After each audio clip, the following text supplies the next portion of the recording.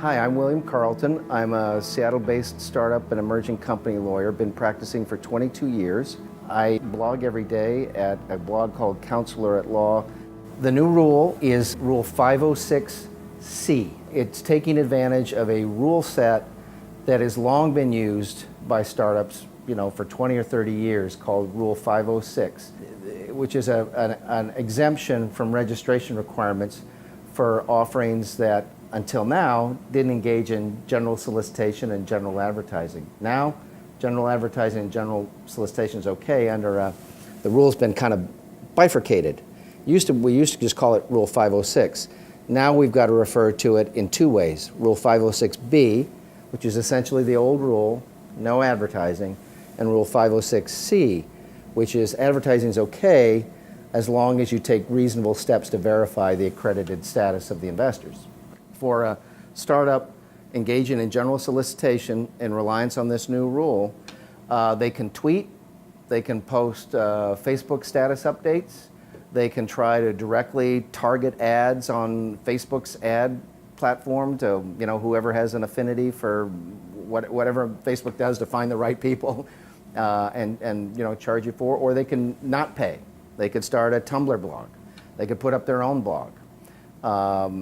Yes, and they could go on television. They could go on the radio. There are no holds barred. Congress said, and this is part of the Jobs Act and the legislation, we want to remove that restriction, but we're worried that if we do that, some people are going to pretend that they're accredited investors and meet that standard, and they might not really be accredited investors. With all the hype and advertising and hoo-ha, let's say, the price of advertising is not a restriction on the advertising or what you can say or how you can say it. But instead, let's tell any startup that wants to advertise, you're going to now have to do more than just rely on a rep and warranty from the investor that they're accredited. You're going to have to take reasonable steps to verify that the investors are accredited. It will be a very bad thing if the startup does not take reasonable steps to verify that the investors are accredited. You could lose the exemption. You could lose the 506C exemption. And now you're in a realm where you've had a public offering without registering to go public. You don't have a prospectus. You're not, you didn't get any approval from a regulator to conduct a public offering. And you may be in violation of federal laws. You may be in violation of state laws.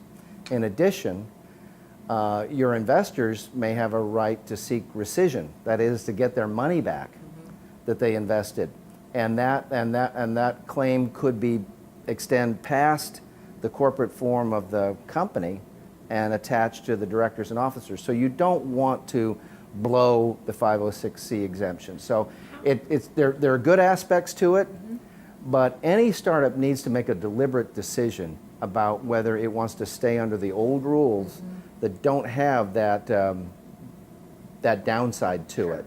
Because under the old rules, you could blow a technical requirement of the old rule, and you could still have the confidence that you conducted your offering privately. You did not have a public offering.